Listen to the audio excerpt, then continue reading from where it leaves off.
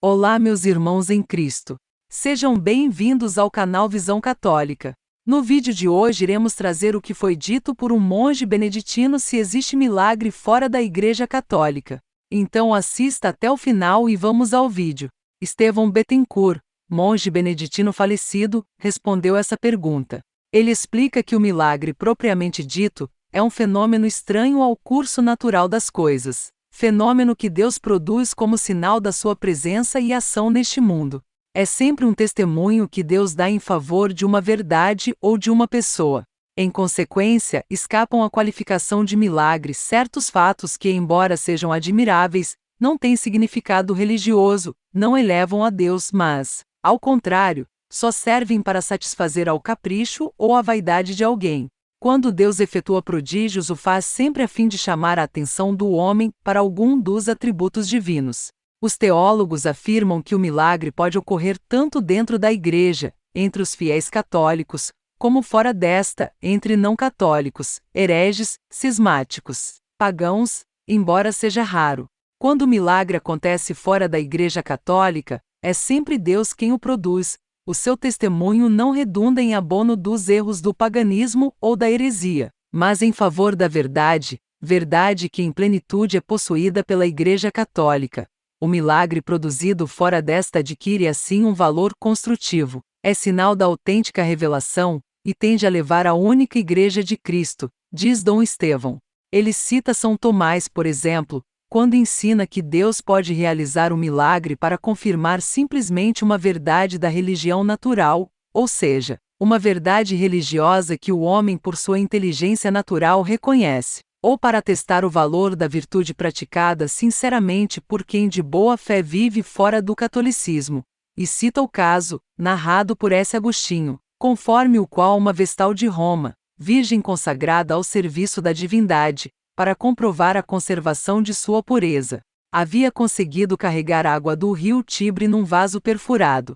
São Tomás assim comenta tal notícia. Não está excluído que, para exaltar a castidade, o Deus verdadeiro, por meio de seus anjos, tenha realizado o milagre de deter as águas, pois, se floresceu alguma virtude entre os gentios, floresceu por dom de Deus.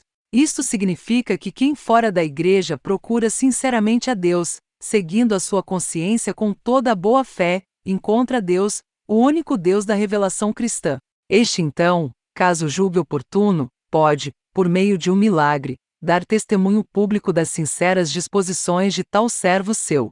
Dom Estevão chama a atenção para não se confundir milagre com causas naturais que podem ser forças latentes na alma, poderes naturais ainda pouco conhecidos e exploradas pela psicologia. Os fenômenos chamados paranormais como a telepatia, a radiestesia, a transmissão de pensamento, a clarividência do passado e do presente, as curas por sugestão. Às vezes estes fenômenos são tidos como milagres e atribuídos a mensageiros do além erroneamente.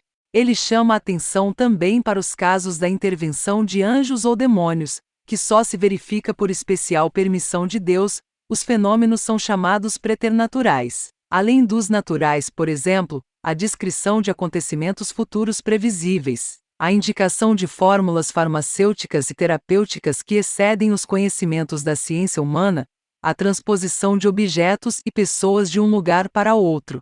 Tais efeitos estão certamente ao alcance dos anjos bons e maus, que, possuindo inteligência superior à do homem, podem, melhor do que nós, penetrar nos segredos da natureza. Possuem também raio de ação mais amplo que o do homem. Os fenômenos preternaturais podem se verificar, por permissão do Senhor, tanto dentro como fora da Igreja Católica. Não há dúvida, ocorrem em alguns processos do espiritualismo, ocorrem também em formas de curandeirismo, que invoca explicitamente os espíritos maus e usa da magia negra. Jesus mesmo predisse que surgiriam falsos Cristo e falsos profetas, os quais fariam grandes sinais e prodígios de modo a seduzir, se fosse possível, até os eleitos. Confronte com MT 24,24, São Paulo, atribui semelhantes poderes ao homem iníquo por excelência, que se manifestara no fim dos tempos. Então o tal ímpio se manifestará. Mas o Senhor Jesus o destruirá com o sopro de sua boca, e o aniquilará com o resplendor da sua vinda. A manifestação do ímpio será acompanhada, graças ao poder de Satanás, de toda a sorte de portentos, sinais e prodígios enganadores. Ele usará de todas as seduções do mal com aqueles que se perdem, por não terem cultivado o amor à verdade que os teria podido salvar. 2 T's 2,8. 10.